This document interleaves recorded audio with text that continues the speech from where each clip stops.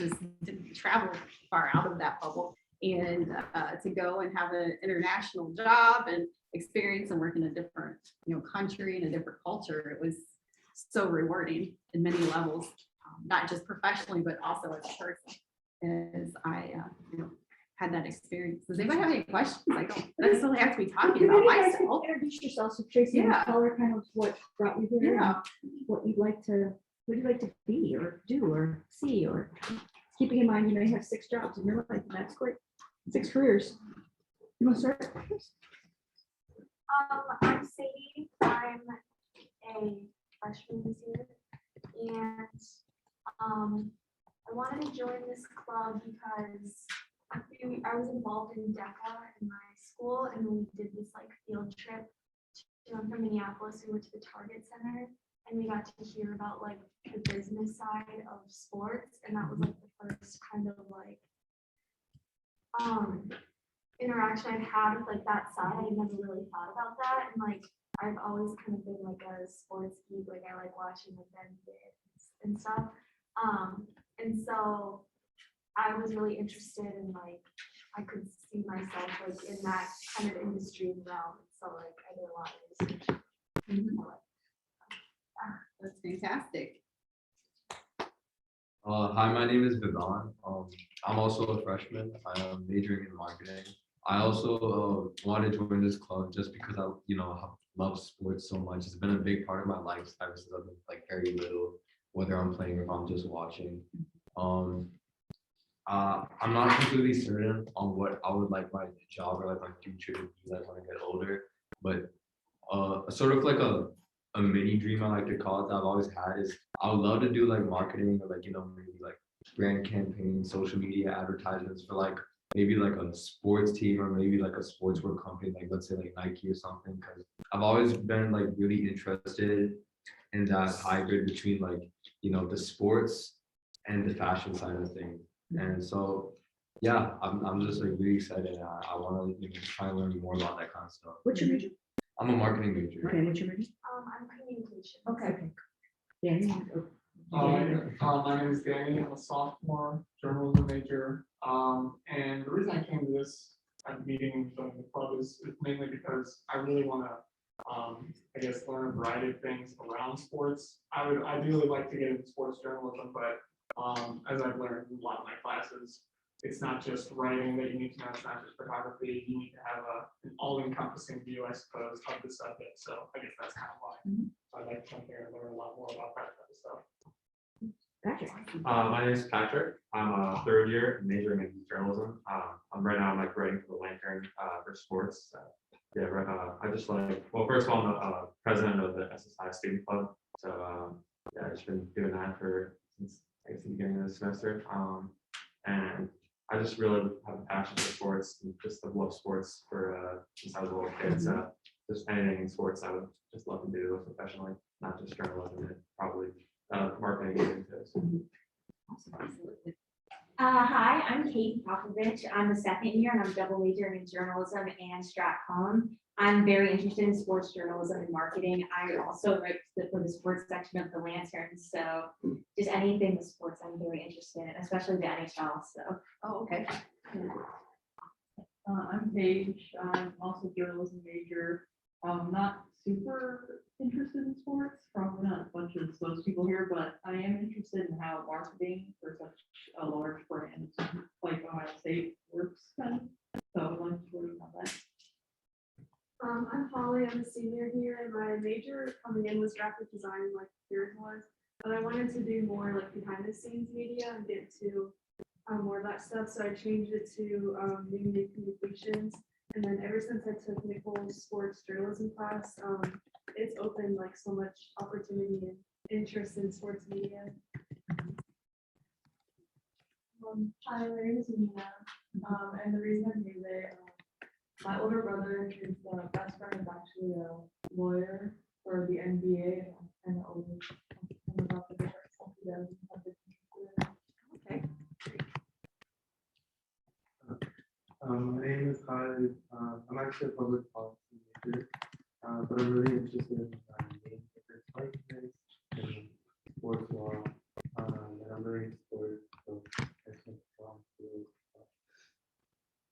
Hi, my name is Maya Ratan. I'm dual majoring in business, specifically marketing and journalism. When I was in high school, I wrote like some sports sections for my high school paper. But I would definitely like to learn more about it. And I would like to learn more about like the marketing management aspect of that. And so thank you to Nicole. She kind of shared that information. And so that's why I'm here today. So I'm kind of learning more about that. Great. How about our Zoom? With some more people? Oh, sorry, go ahead. My apologies. No, you're good. I'm Dana. I'm also majoring in marketing. And I just wanted to come in today and see what this club has to offer. Just to hear about it and see what I can learn. And that's pretty much it. Awesome. Welcome. Guys on Zoom, would you tell us about you? Joshua, you want to start first? Joshua. All right. Joe. All right. Natalie. Okay, hi, can y'all hear me? You can. Okay, so I'm Natalie. I'm a senior at Texas Tech, and I'm majoring in apparel design and manufacturing. But sophomore year, I kind of wanted to branch out, so now I minor in advertising and business. So I kind of got into the sports industry because I loved helping the student section. I did graphics for the basketball student section stuff last semester. And now I do an internship for football graphics, and that's really fun. But I really love advertising. I got to take a sports advertising class this summer, and that was really fun getting to do campaigns. So yeah, I hope to kind of combine fashion and sports, work for Under Armour and something like that. Cool. Alina. Hello. So I'm about a junior here at Ohio State. I'm a figure skater, and I just recently retired from figure skating. So that's where I've been involved in sports my entire life. So I just want to explore different avenues and stuff. So yeah, that's why I'm here. Great. And Joshua and Joe, if you hop on, just feel free to turn your camera on so we can say hi to you. And I did want to mention that Natalie's in our one of our other student clubs, which is College Creative Collective, which is an international design, photography, videography, and social media club that Andy DeVito helps me run. Yeah. Okay, Cool. fantastic. What do you guys want to? I mean, Tracy's here to kind of Yeah, help I'm here for you questions. think about Yeah. how you want to move through your career here. Before I came here, I was thinking about, when Tracy in college, what would I say about how I got to where I am? If I was asking myself back then, the question that would be, versus what I would ask myself today, how did I get where I am today? And it's really the kind and wonderful network of people that I have met along my journey to where I am at Ohio State. And how I got to Ohio State is actually a fabulous story, because when I was in college and concert, promotion, and I was very good friends with someone who is at the Schottenstein Center and who is still there today. And she's the director of marketing there. And when I came back to the States, and within some conversations that, we had, and I was able to go and work for Ohio State through the arenas. And that friendship that I'd always had professionally and just on a personal level was able to help me in my journey. And those relationships should never be taken for granted. And you never know, who you meet.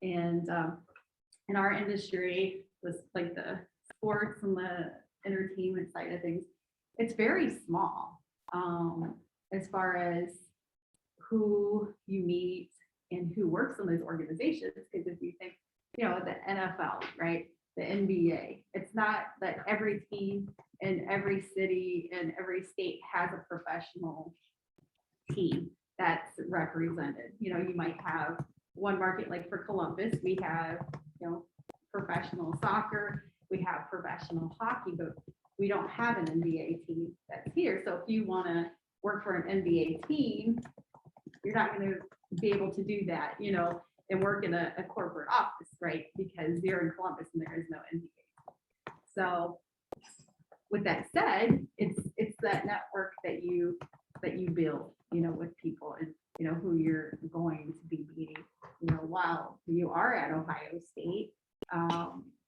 As far as the function of marketing, and as I say, our brand is the best, right? Like Ohio State, you can be anywhere. And if you have your Ohio State, you know, t-shirt on, someone's gonna say something to you. OH, baby. Yeah, you could be walking on a beach in Miami with an Ohio State hat on, and you will hear someone say OH. I guarantee they'll like scream at you from like a hotel pool, or they might be sitting on the beach. I mean, I've had people who are on a boat in Hawaii and someone sees like a Ohio State or something that's branded. So it I was is climbing a brand. mountain in Slovenia. Yeah. And the guy on the way down said OH. I'm I'm like, and you gotta say it. So it is special that we get to work, you know, with the brand of Ohio State. We have a very elite group of athletes that are, you know, our Buckeyes. There's a big game tonight. If you guys haven't heard, at 8 o'clock. I think everybody's gonna be tuned in and staying up late tonight to watch that. But it's, you know, we have a certain level of excellence, right?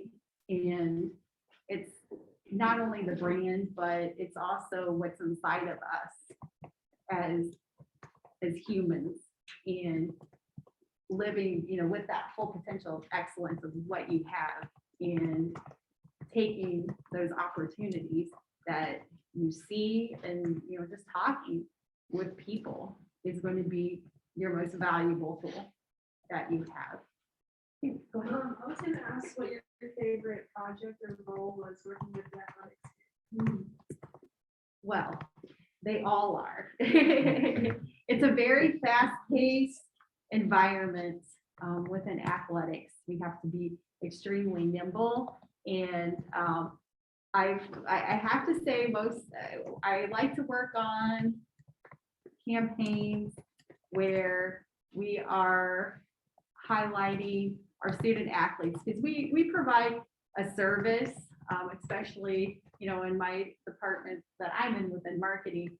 We are serving our student athletes. We're a steward of the university, and that is, you know, a prep. We're creating videos. We're highlighting our athletes. So really, every campaign is important. Every sport we have is important. You know, we have over 30 sports. It's a huge department. We have 1,000 athletes. In fact, yesterday I was at a meeting and someone brought up almost 1 out of 6 Done. 60,000 Awkward silence for like. students, right? And we have 1,000 student athletes. That's the numbers, you know, that we have. Always excited to do a campaign for students. Most recently, women's volleyball was at Nationwide Arena, and Blocko brought several hundred students to the game to cheer on the Buckeyes. And we had a bus that, you know, took some students from campus down there and provided that type of service, so we could get students there and that energy. And there's no words, there's no amount of money that you can put out there, the price tag, just like the credit card commercial, you know, it's priceless of how that makes you feel. Within my job in marketing, you do work, you know, with the media. You put together promotional campaigns, you do, you know, paid advertising, and there's just, you know, like, just a lot of different things that go into it. We have the fan experience aspect. So it was really fun a couple years ago at a basketball game. We put t-shirts out on all of the chairs. So every fan that came to the shopping center was able to, take home one of those T-shirts. So it was just, a memory. And I actually say, when people, I'll tell you guys this. So when people ask me, they're like, what do you do? I tell them, I'm in the memory making business. What I do, I feel like I'm so passionate about our guests, our student athletes, and even, the staff and, students that are around us each and every day, that you don't know, it might be their first football game. And if you think about it, I mean, if anybody wants to jump in, like anytime they've been to like their first football game, their first basketball game, like how did that make you feel? There's just a level of excitement and a lot of the fanfare, and for me, it's you're smelling some popcorn when you walk into a room, when you go to the concourse, or maybe it's nachos, just things like that. That's part of that guest experience, and that's really important to me. It seems like so many people like want to be in sports, they stay involved in sports, they do a lot of sports things. And I'm wondering, you've had this alternate pathway where you've had sports and not sports, and you really kind of have this incredibly round experience level before you immerse yourself into our level of sport here. How does that kind of benefit you to have these other experiences that aren't sport related? It's a model. I take a model, like marketing models that I've been working with for years, and I'm able to customize those based on a sporting experience.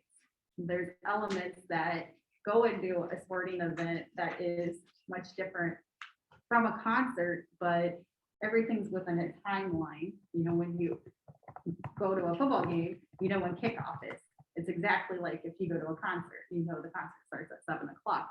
So within your experiences and what I've had, you take those and you can often transfer them into, what you're doing.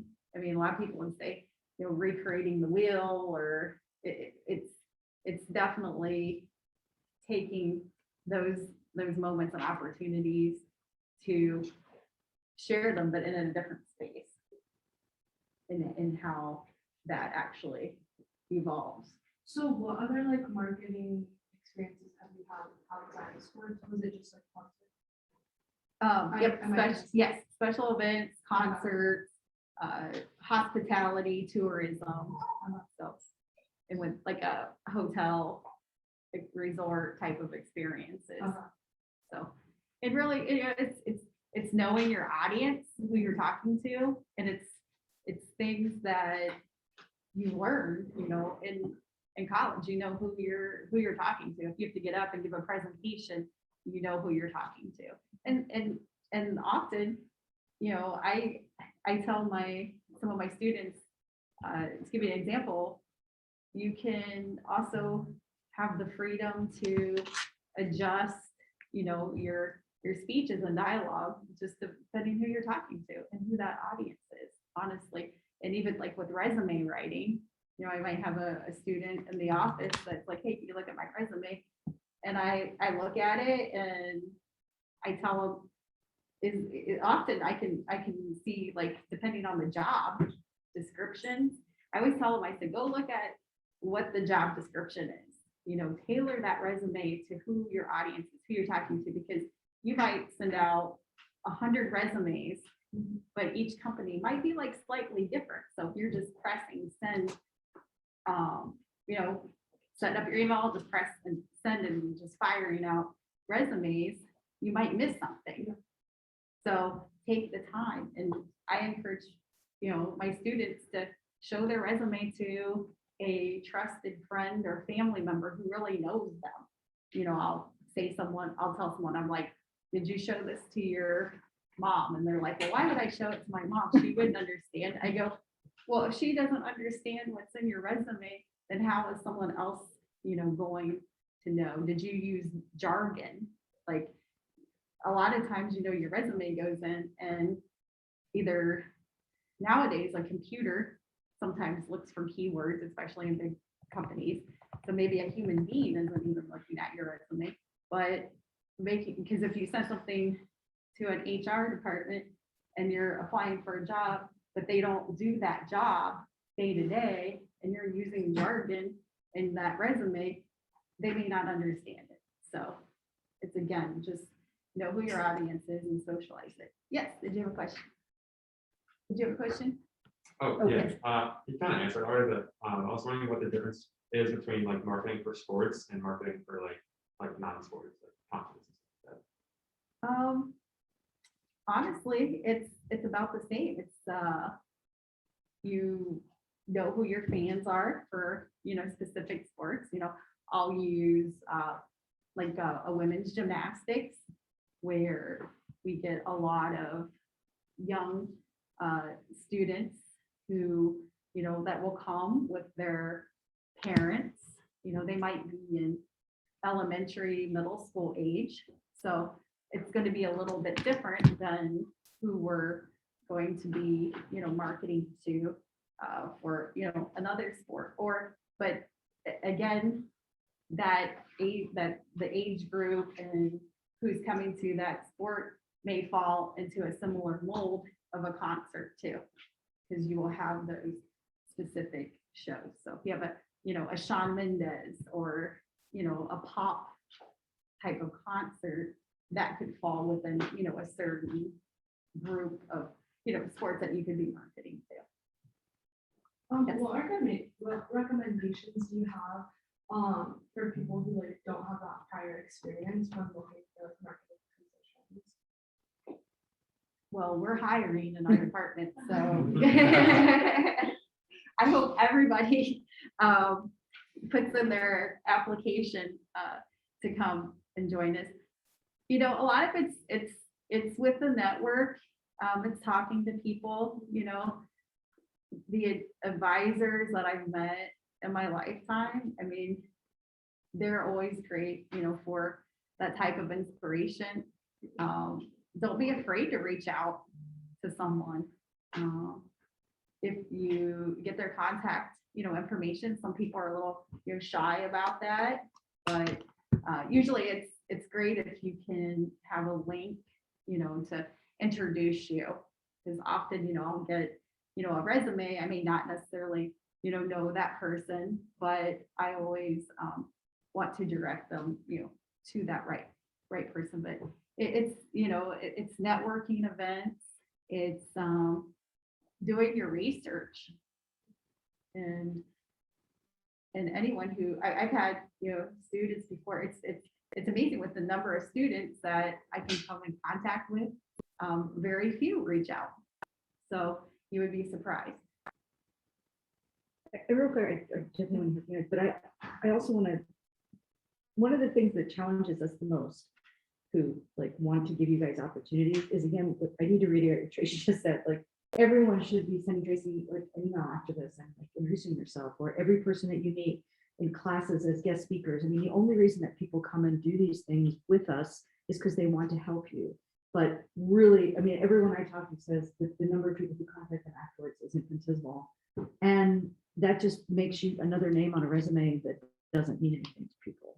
And so to really think about what it means when these people like Tracy devote their time to coming and meeting with us. She's got a lot of stuff to do, but this is important to her because we're all in an academic space to help you. I just had a question for her, but I know you. Oh yeah, thank you. So correct me if I'm wrong. I thought I heard you said that you also did some social media marketing for a bit too. Did you do any? Did you have any involvement with social media marketing when it came to sports, like your music stuff? I've done, social media marketing. I work with our social and digital team here with the Buckeyes. So yes, I have had experience in the digital space. It is changing every day. Social media changes every day. So everything that I learned 5 years ago is just like the basics now. It's an educational process. So even, with marketing, you have to be like super current and with the trends and be on top of those, type of conversations. So been very important? So I know that especially in the sports industry, and like with your job, things are changing like daily and like you have different projects all the time, but like, can you walk us through like, do you have like a routine that you go through at your job or like? That's a great question. Very good question. I'm a multitasker. I'm that person that has 100 windows up on the computer that drives probably my coworkers crazy. So there's always something happening. And I believe that's one of the reasons why I've been so successful to keep up with everything, because there's always different topics and different people that you work with. So it could be questions about ticketing. I just describe it that my brain just kind of, it just clicks back and forth, of what's going on. I still write everything down on a piece of paper to take notes, to go back to and reference. So I'm not on an iPad. I don't take iPad notes. I do good to charge my phone at night, so I have a full battery on my phone. So the more technology devices I have to plug in would probably be a challenge. So, but definitely, every day is different. So if you want to be in an industry where it's exciting, sometimes we are sitting on like the edge of our chairs. It's that type of environment. It's very fast paced, very, very fast paced. And the working hours could be any day of the week. It's mostly weekends if you think about it, because concerts and sports fall over the weekends. So if you enjoy, working a 9-to-5 job, it probably would not be a job for you that you would enjoy. So going back to her question, she'd asked, would anyone, if you didn't have much experience, like how do you get hired? Well, since you all are sitting in this room, take those internship opportunities now while you can. So, and our friends on Zoom too, take those opportunities, take that leap of faith. And, within our Department of Athletics, we have sports information, and our sports information folks are pushing out our press releases. They're attending all of our sporting events. They're doing the live tweets and social media. So this is an area of our business that's evolved, because before you'd be sports information and it was pre-social media. So if you're a journalist, you're an excellent writer, you love social media, like this could be the perfect role for you.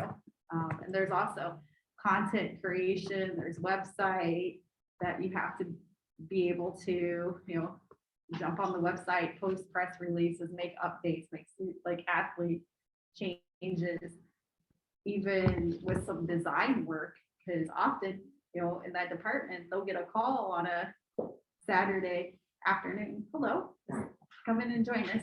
Hey, how are you? This is Tom. He's one of the Hello. They just have to be in a spot, to be nimble. And then we got, a digital and social media team, and they're out, they're, filming our, student athletes, or, whatever what the needs are. And we have a video services department. And part of that is the Student U program, which you have hopefully heard of, or if you haven't, you will. And we do live streams for the Big Ten Network. So that's hands-on experience that you guys can have. And you'll either love it or you won't. But at least you find out now, and take those opportunities, as you can, and jump in. What kind of game day opportunities are you guys getting involved with this season? Do you have any specific examples? Or any desires that you're thinking Well, you were saying with the student community, something like that. I was wondering what that all entails. Well, Nicole would be able to give you a Um, full we have overview of that. Yes, so Big Ten Student U, we're gonna be doing production work, camera work. In order to be on air, you'll have the opportunity to be on air if you're a member of Scarlet and Gray Sports Radio for a semester, then in the next semester, you'll be able to have on-air experience. So really across the board of all levels of pre-production, post-production, and in-game production. Actually, our class is heading over there in just 24 short hours to meet with them and go through the production plans. Because in sports writing this semester, we're going to be doing Big Ten student shifts. So we have I mean, that's one of I think what you just said was like so significant of like try everything. Because the worst thing that happens is that you decide this sucks. Like, I don't want to work nights. One of the biggest complaints people have when they work the Big Ten student year shifts is they're like 5 hours long. And they're like, well, the game's only 2 hours long. Like, why am I here for 5 hours? I mean, when we did this before you took the class, like people complained like you would not believe it. I'm like, you just learned that you don't want to be working in sports production because no sports coverage starts when the game begins and ends when the game ends. Like, no, none of us do that. So that's what we want you to do is experience it. So you can jump on with our class this semester. She was in class last semester. Okay. We didn't get to do it. Right. Yeah, now's the time to do it. Just try it. And you know what? And when you take those opportunities and you just start meeting people, you meet the advisors, you meet professionals that are in the industry. You just never know who's going to be at that game that you're covering, because it's a team of people. And once people get to know you, they might see an opportunity. I mean, that's how I feel very fortunate that I had a faculty advisor that was able to project me in the right direction. So when someone asked him about an opportunity, I'm just fortunate that my name came to his brain, right? So to make that connection. So and it could be 2 months, it could be a year from then, or you might cross paths with somebody 10 years down the road.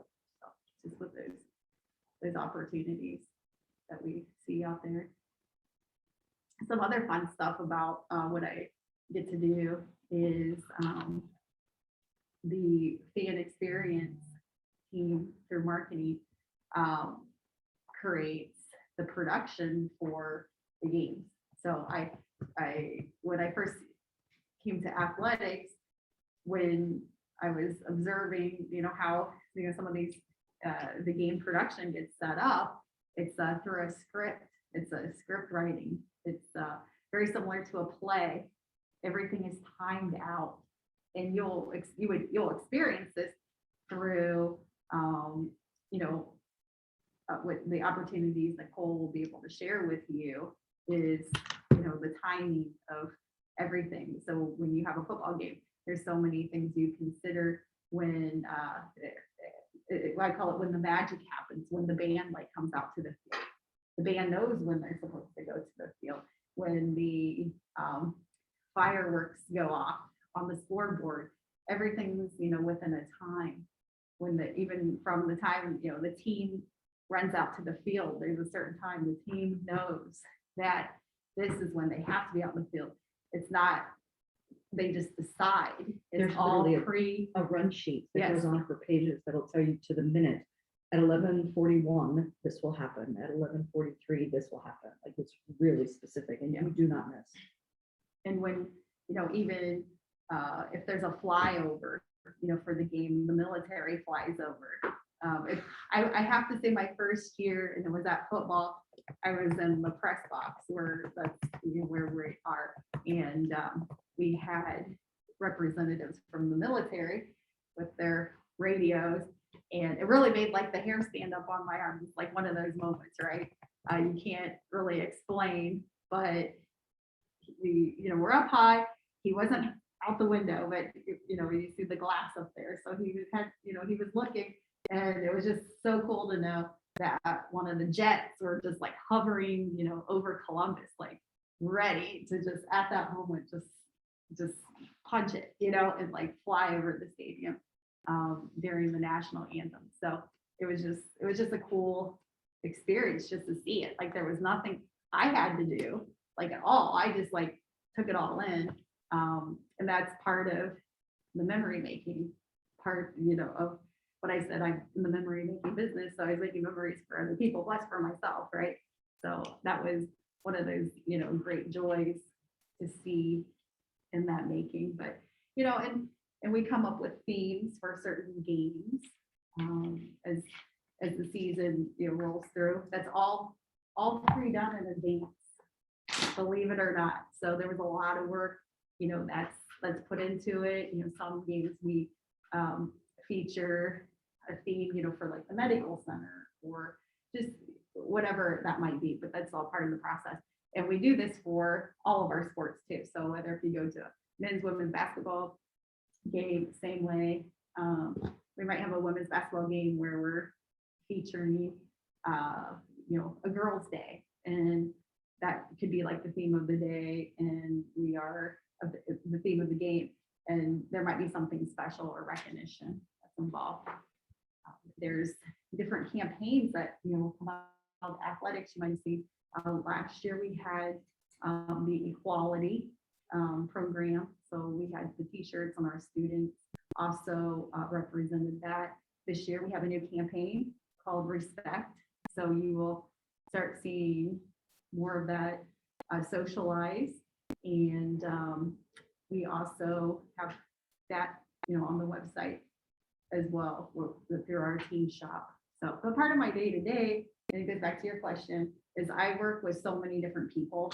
Often people will refer to me as a connector of the department, just because people know they can call me, and if I don't know the answer, I always find somebody else. So we have nearly, it was like over 400 employees, within the department. So it's a very big department, and I just love helping people and connecting them to make sure that they're getting the information that they need to do their job. And we often, us in the department, we sit on different committees within the university.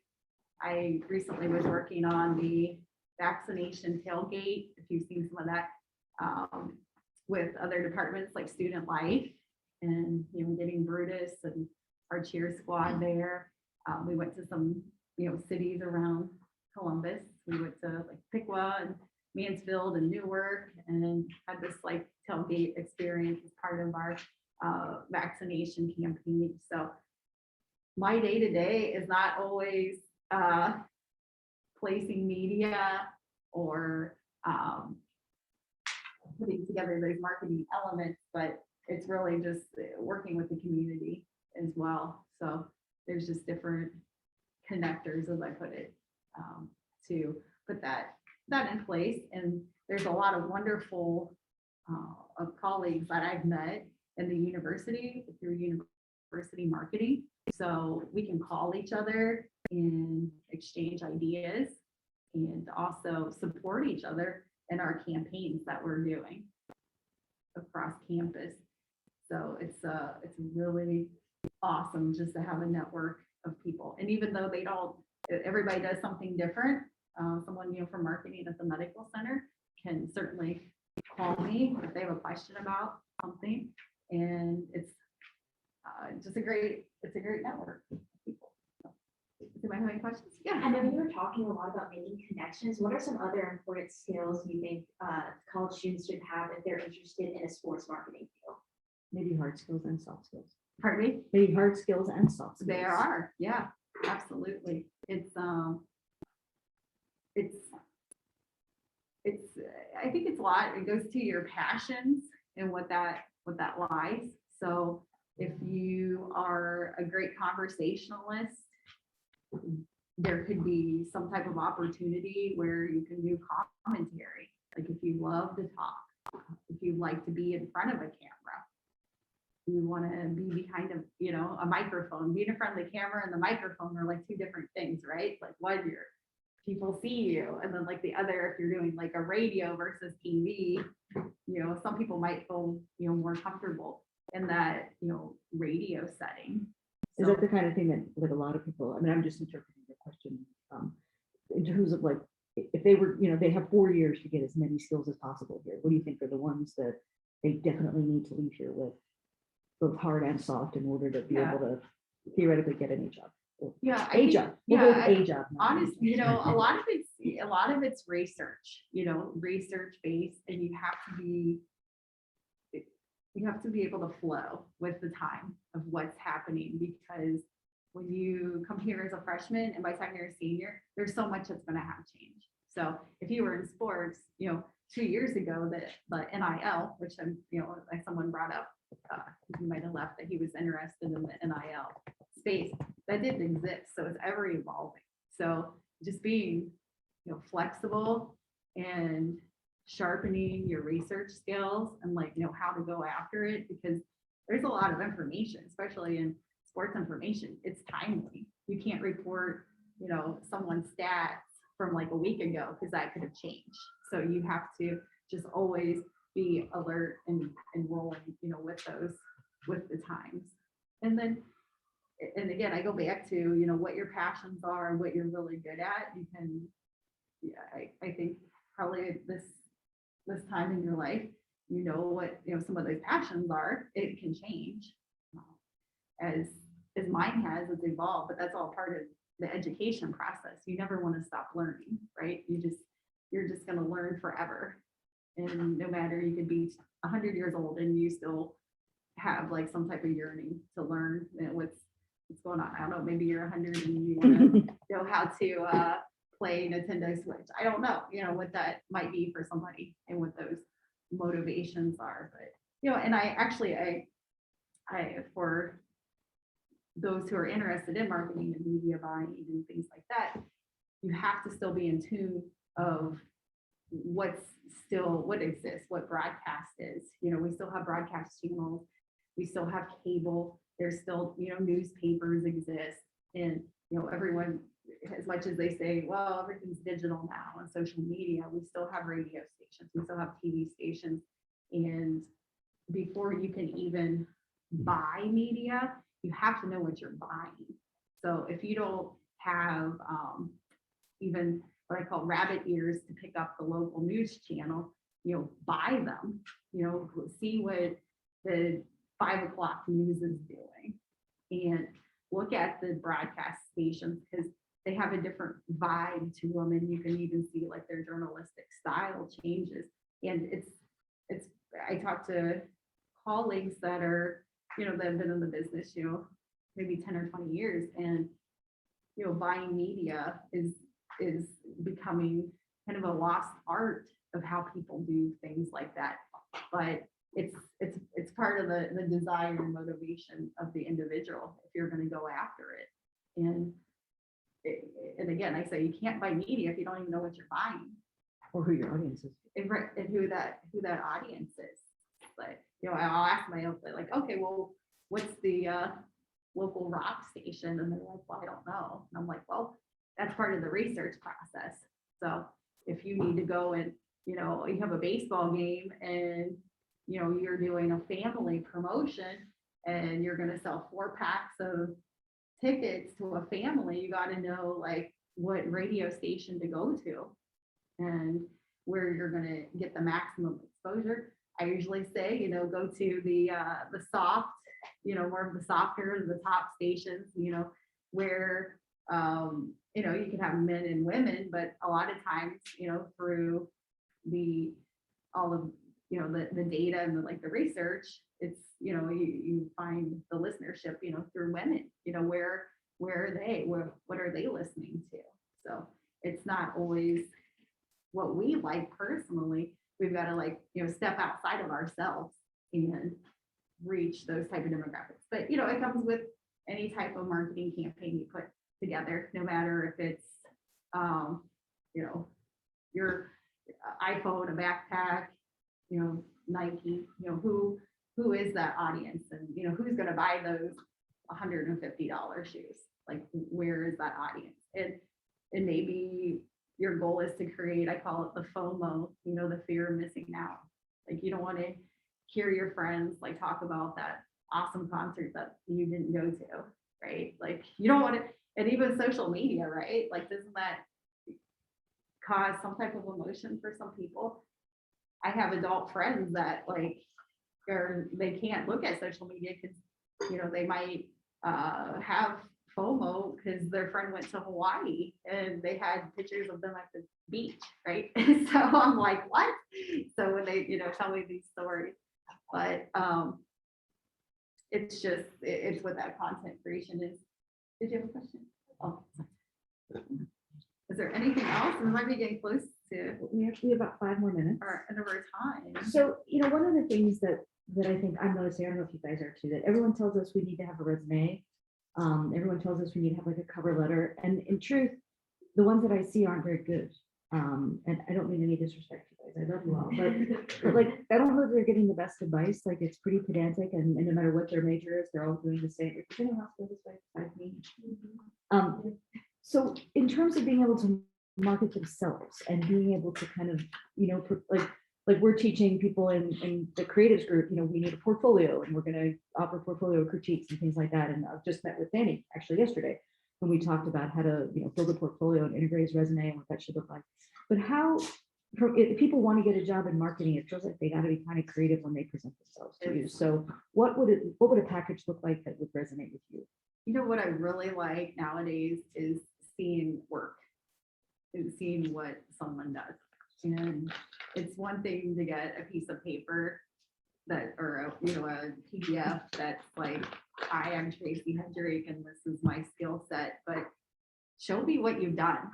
Like, and this applies in life. This is real world stuff because again, we're the Buckeyes, we're elite, we have a level of excellence, right?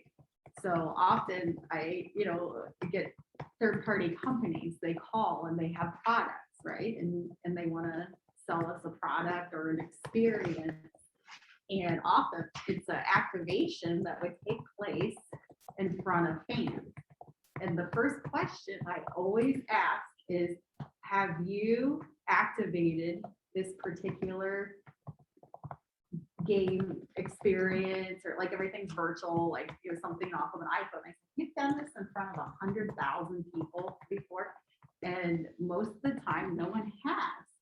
So if I'm going to buy a product or use it, I want to know it works, right? Have you sampled it? You know, has this been done in a different with a different team? Like, I want to see examples of how spectacular this is, because when someone's telling me, I get, you know, really excited. I'm like, oh wow, this is really cool. But I need to make sure that this goes off, you know, in front of our fans. Like, how does that work? So with those examples, and if you guys are doing production or some of your great, you know, journalism skills that you have, you know, share that. Don't be afraid to do that. And if there's an opportunity to upload that information or even put it on your resume, people will definitely look at that. I do. All right, we are just about out of time. Tracy, thank you so much for being here. We are so happy you're here. What are you guys gonna do? Need to attach your computers? Send Tracy a message and say hey. Yeah, Introduce yourselves. absolutely. If you guys are looking for something, yeah, definitely send it my way. We'll make sure that you get placed in some type of internship so you can start your journey.